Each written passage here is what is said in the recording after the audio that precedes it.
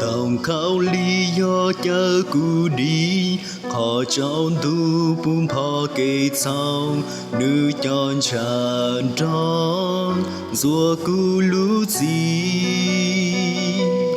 cú lú xia lú chư Giêsu rong xia khía ca lùm bê nhỏ bù con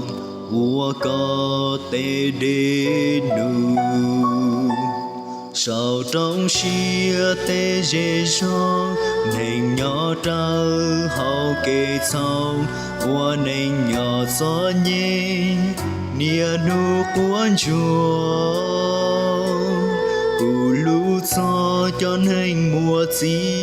thọ có ba cù mùa gió thiêm hồng rồng mù trao xua khó chờ cù lú nên mùa phi trao con mù xua khó khía gió mông sông cù yua trao có can chỉ mùa nụ tròn sao trong xia chuông ghi ha rau gió nhẹ cú sông xia phi lũ nền trong con mùa tí khăn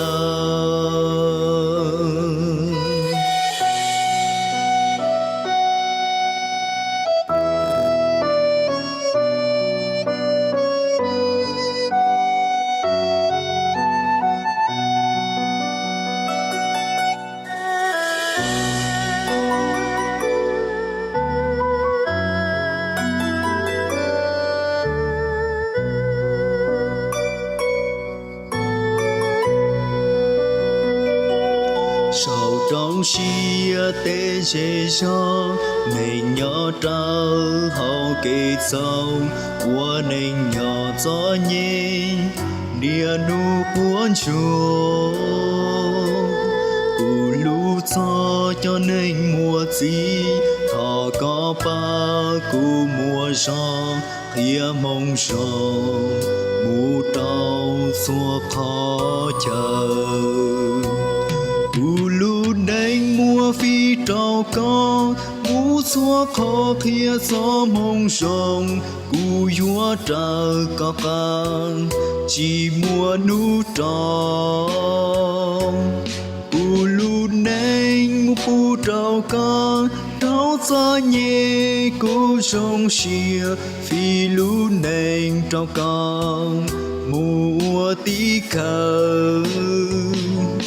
cù lú nên mùa phi trao con mù xua khó khía gió mông rồng cù yua trao có can chỉ mùa nụ tròn sao trong xia yuang ghi ha trao gió nhẹ cù sông xia phi lú nên trao con mùa tí khăn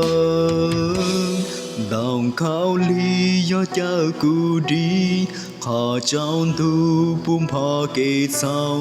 nữ chọn tràn tròn rùa cù lú gì cù lú xia lú chư Giêsu rong xia khía ca lùm bê nhỏ bù con ua có tê đê đu khía mông rồng mù trao xua khó chờ